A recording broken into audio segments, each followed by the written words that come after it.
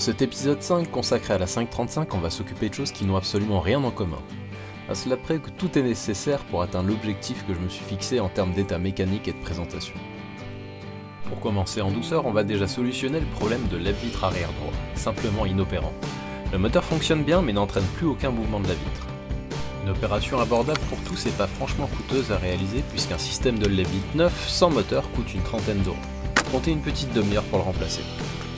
Sur les E39, il vous faut tout d'abord retirer la vis maintenant la poignée intérieure, puis déclipser le panneau. Vous aurez ensuite 4 fiches à retirer, celle du tweeter, celle du capteur d'alarme et celle de l'éclairage du sol. Ensuite, après avoir dégrafé la poignée, il vous faut retirer l'isolant en étant suffisamment soigneux pour ne pas le déchirer.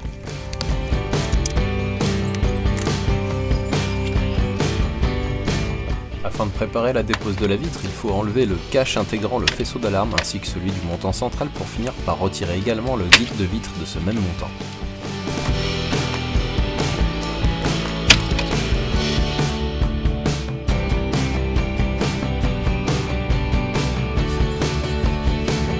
Repousser la vitre afin de pouvoir accéder à la vis qui la maintient fixée au rail, ce qui permet également de retirer le joint du guide qu'on a enlevé précédemment.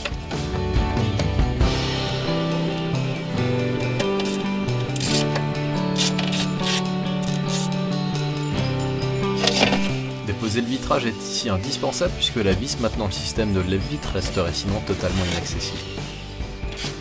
Il ne nous reste maintenant plus qu'à retirer les vis du moteur et du rail de lève-vitre.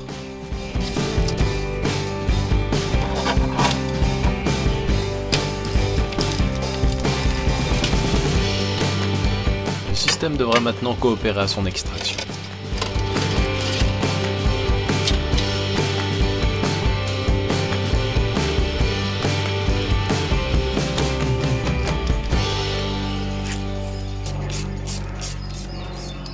Reste à interchanger le moteur entre le vieux mécanisme et le neuf.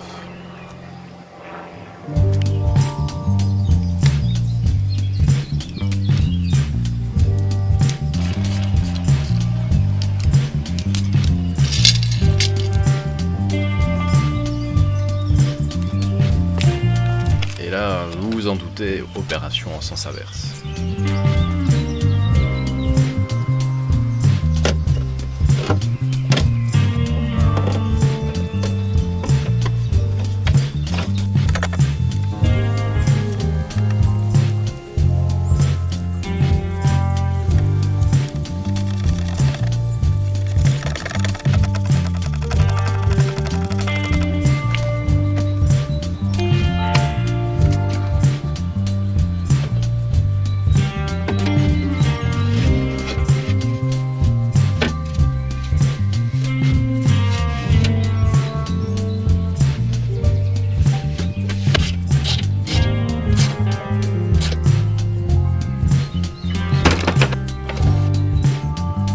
Ça commence à sentir bon la victoire.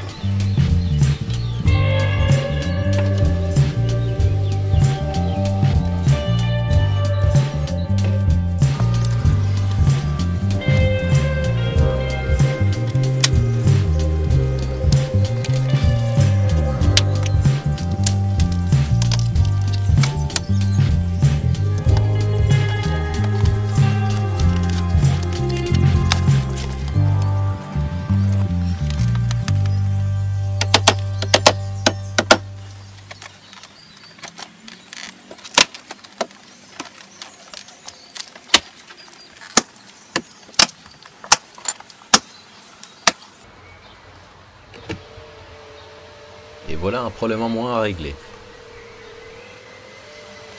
Si vous avez regardé l'épisode précédent, on avait commencé le travail sur les jantes BBS en 2 parties. Après leur démontage, on va corriger les quelques défauts d'aspect, pour commencer par les éraflures, dues probablement à des créneaux un peu trop optimistes. On va simplement poncer les zones touchées avec un grain 120 jusqu'à obtenir une surface parfaite.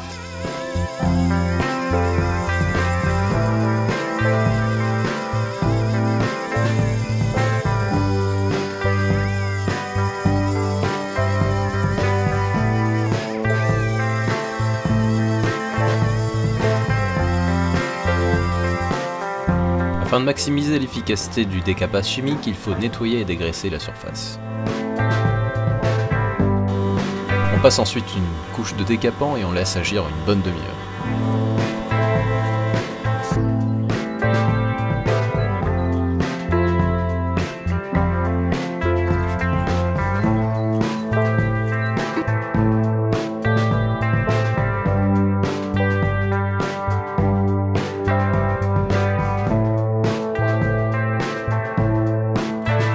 Étape suivante, retirer le vernis maintenant décollé de la surface. Ça doit rappeler des souvenirs de coups de soleil à certains.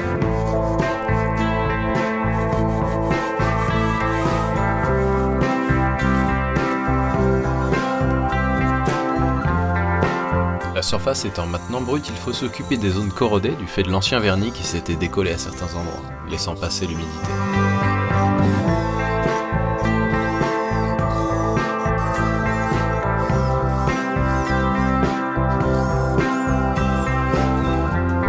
Le travail de préparation, il faut maintenant repasser partout la brosse métallique qui a été utilisée afin de reproduire l'effet original. Le grain 120 correspond ici à l'espacement entre les stries d'usinage.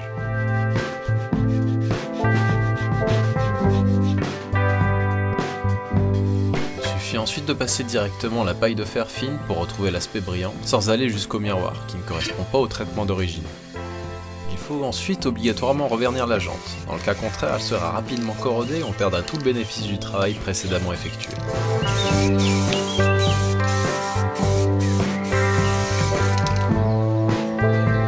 Passons maintenant au remontage. On replace toutes les vis pour ensuite les pousser en force dans leur emplacement.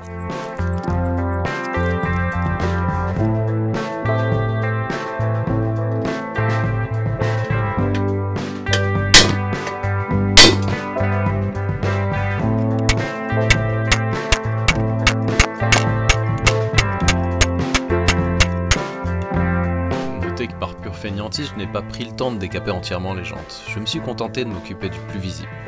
J'espère que vous me pardonnerez de ce grave manquement aux règles de la maniaquerie.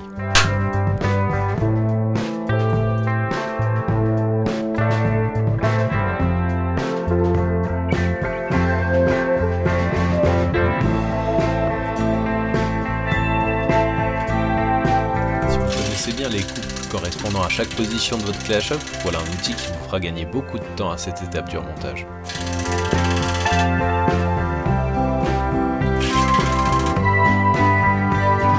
Le résultat final valait bien ses efforts.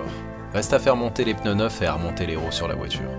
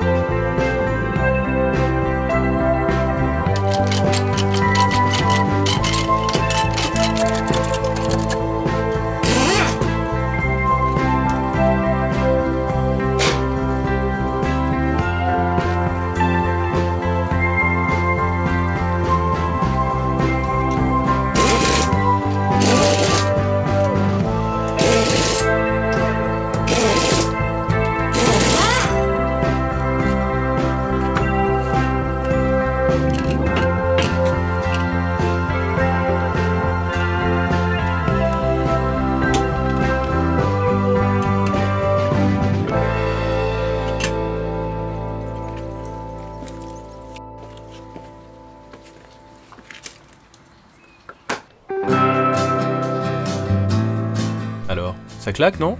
Mention spéciale au premier propriétaire pour avoir choisi ces jantes au catalogue. Très bon choix. Par contre, ça met vraiment en évidence les différents défauts esthétiques qui restent à régler sur cette voiture. À savoir principalement la malle arrière et le pare-choc arrière.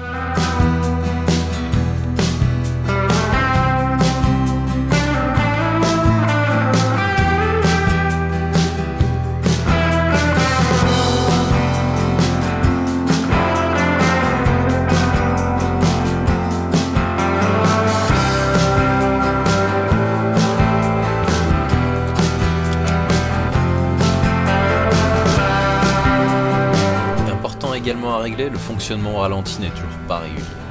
On va passer par l'incontournable test de compression pour s'assurer qu'on n'est pas confronté ici à un problème mécanique majeur.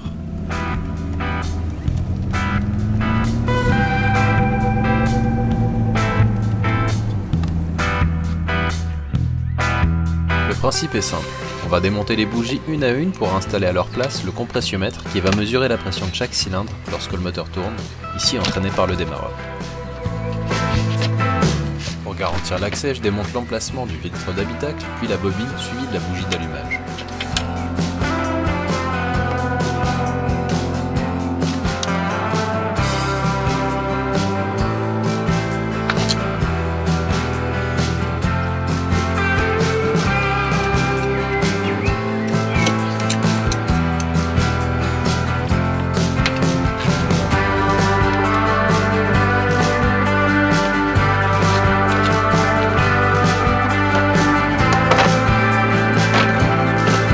L'objectif est ici de vérifier qu'on ne soit pas confronté à une quasi-absence de compression à un ou plusieurs cylindres. Je ne cherche pas à obtenir la valeur maximum et j'évite donc de serrer trop fort l'outil de mesure dans le puits de bougie.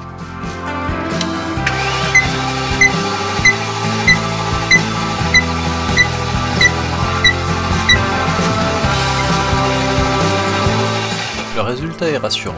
J'obtiens entre 8 et 10 bars pour les 8 cylindres testés sans chercher à obtenir une étanchéité parfaite du compressiomètre.